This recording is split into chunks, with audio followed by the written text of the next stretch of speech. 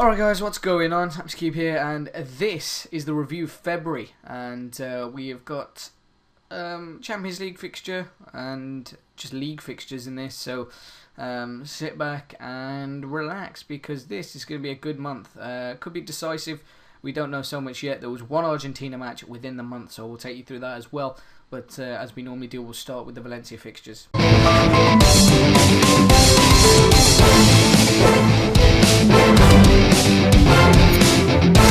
We started the month then with the second leg game against Real Madrid. I'll probably slow that down a little bit, show you that again. Against Real Madrid in the Spanish Cup, second leg semi-final. We're taking a 2-0 advantage going into this game, and as you can see, we got a 3-3 draw, which took us through on a 5-3 aggregate win. Oh bollocks, I need to click on every goal now because I fucked that up.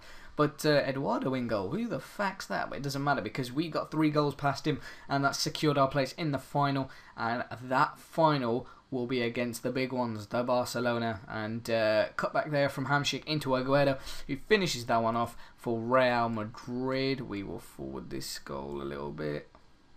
I don't know, is that the goal? Well, I fucked this up. Wait, let's go back out and let's do this again. View highlights, goals. That should do it. Seen the second goal, third goal. Yeah, we'll go from here then. Bit of a cock up on my end, I apologise, but yeah, Carlos Fierro played up front with Pablo Piatti as my other 2 strikers were suffering with injuries and a lack of fitness and stuff. Matias Rojas, 17 million signing for Real Madrid, part of my Argentina squad actually, smashed that one at the back of the net, and he's a very, very good player. But not so in my Argentina squad, if I'm honest. Aguero then scored again, straight away. What was that, 2-2? And another screamer, and sort of pissed me off a little bit with Diego Alves. And, you know, justified my reasons for buying Ospina, I guess, because Ospina definitely would not have let that in. We then came back, actually was that 2-1 to them? And now I think that's 2-2. I think. There were 6 goals. No. Yeah, no, that was 3-2. Sorry, my bad. No, wait, it wasn't. That was... No, yeah, that was 3-2. It was 3-2. Piatti's goal was 3-2, and that was 3-3. Who scored the last goal? Was it Pavel again? Oh, Rami, no. Bollocks. Well, this first part of the episode's gone well. Yeah, so... Thanks for watching. They obviously dominated, as you can see there. 19 shots to 5, 6 to 4, 55% possession to our 45, in fact. On to the next game of the month. God, that was difficult. We then scraped a 1-0 win against Osasuna, a team that cannot attack for shit, but they can definitely defend, I'll tell you that. Had 1 shot on our goal and none on target for Osasuna, but we dominated them, and Pablo Piatti found the breakthrough just after half-time. 18 shots to their 1, 6 on target to their 0, 54% possession. 3 points in the bag. Kyriakos Papadopoulos got an injury. I think Soldado, was it Soldado? No, someone else got injured after the game. I can't remember who. But 3 points, vital 3 points, because we were struggling to you know, create any clear-cut chances, and that, my friends, was one that we took. We only had 2 clear-cut chances. And luckily Piatti put that one away. So 3 points in the bag, on to the next match. Another convincing win then against Getafe this time. 2-0 was the final score. Pablo Piatti and Sami Khedira scored. 27 minutes gone, and we were really struggling to break him down. I was really happy with that goal because we were struggling to create any good chances. And why hasn't it shown the other goal? But anyway, I think man of the match was Modric. Pulled the strings in that midfield, did exceptionally well, and Pablo Piatti getting another goal for himself this season. 22 shots to 3, 8 to none, 58% possession. Once again, we suffered a pretty miserable time out in Russia in a Champions League tie. First leg knockout round against CSKA in Moscow. Donovan scoring a penalty, which was given away by Adam Matthews. Should have done a lot better here. Mexes sent off in the 92nd minute, but we dominated them in chances, and we just destroyed them. The amount of chances we had, we just could not put anything away. It was so frustrating. And yeah, that was pretty much the story in Moscow. So, moving on to the next league game. And then we suffered a rare loss in the league against Granada. I tell you, every time they're a bogey team, they fuck us over every time for some reason. I don't know what it is, but I think I came into this game expecting a win, and it just didn't work out for me, to be honest. Modric scoring a fantastic free kick. I love that. But then we conceded straight away to go to 2-1 just before half-time. Really, really pissed me off. As they scored straight off the kickoff. It pissed me off. It's the most annoying thing ever to concede straight after you score, but you know, that's how the game goes. Spina didn't really have a good game in goal, but yeah, what can you do? They made it 3-1 shortly after, and we were powerless to get another goal after that.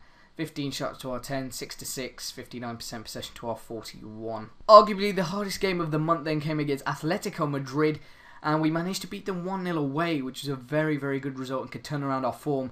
Well, for the recent form anyway, it's been atrocious. But Luka Modric gets the only goal of the game, as well as a yellow card in the 69th minute. But look at that, absolute beautiful goal to win us the game.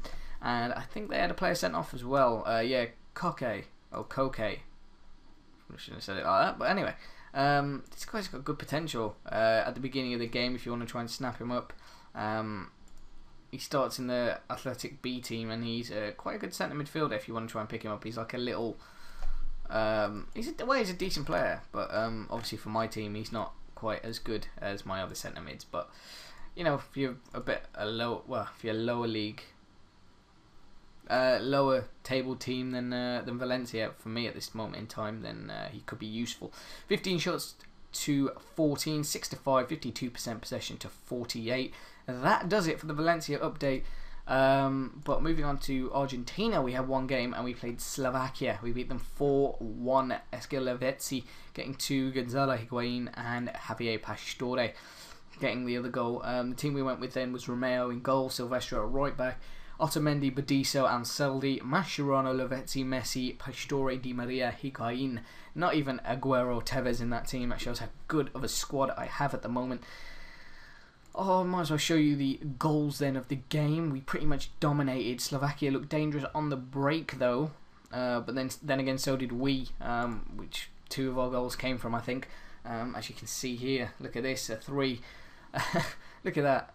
It's just not fair, but if we missed that, I probably wouldn't have been a little bit pissed off, to be honest with you. But good goal nonetheless from Lavezzi. Messi winning possession there and setting up Gonzalo Higuain for a good finish. Good pass in between 2 defenders and a good finish from Gonzalo Higuain under pressure as well. So that was a good goal. I don't really play Higuain up front. I normally play Aguero because Aguero seems to be a little bit better and gets more games than Higuain does for Real Madrid. Mascherano did well to win the ball, and look at this from Lavezzi. Great goal, good finish, good composure from them. Good break here from Slovakia, sorry. Hamšík takes the ball up the pitch, and here it comes. There you go. Pretty much went in a straight line, that ball.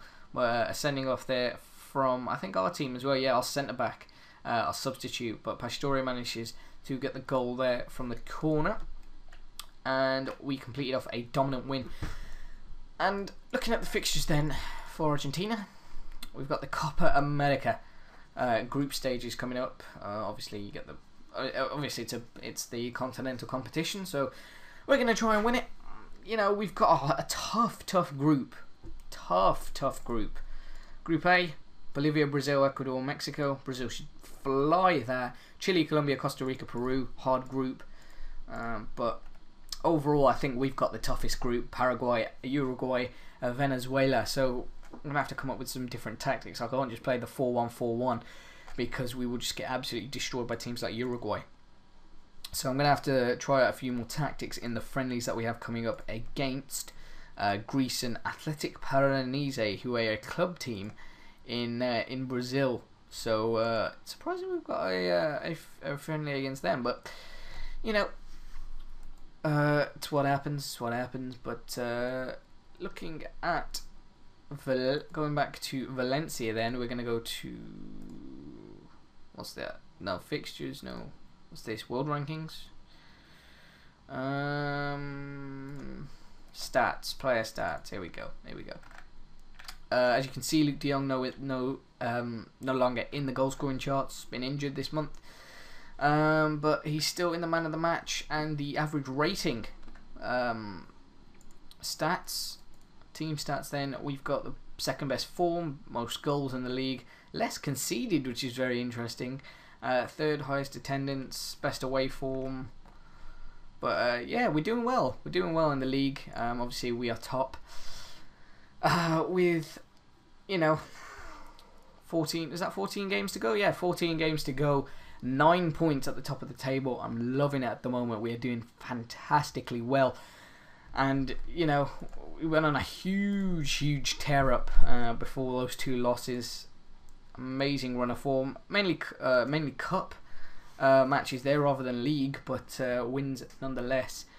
A lot of wins in the league, but we've done well. We've done well this year. A very good team. Very happy with it. Although I am suffering a little bit with the injuries of Luke de Jong and Soldado, so I'm having to play Fierro and Piatti in there. Luke de Jong's not quite fit at the moment, I don't think. He's tied off his last match, but he's coming back to fitness. Looking at the next month, then we have got Sevilla, Espanyol, CSK Moscow second leg, which we need to win by 2 clear goals. Real Sociedad, Sporting and Malaga. And then after that I've got something a little bit different planned. And obviously I'll live com the Spanish Cup final before I resign from the post at Valencia. Thank you guys for watching. I hope you enjoyed it. If you did, hit that like button. I really would appreciate that. At least for being 9 points at the top of the table for the first time. And hope you guys have a nice day, and I'll see you next time. Also, leave a comment on what you think the score will be in the CSK Moscow game, a vital month for our Champions League campaign. Would really appreciate that. See you guys next time.